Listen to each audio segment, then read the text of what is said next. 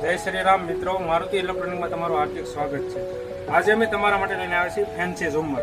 Fancy ઝુમ્મરની જો વાત કરીએ તો તે અલગ અલગ પ્રકારમાં રહેવાના છે।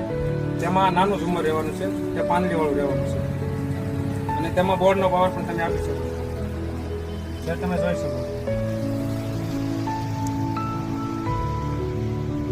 એમાં બીજી પ્રકાર રહેવાનું છે મોટું ઝુમ્મર, જે ગણપતિ વાળું રહેવાનું છે।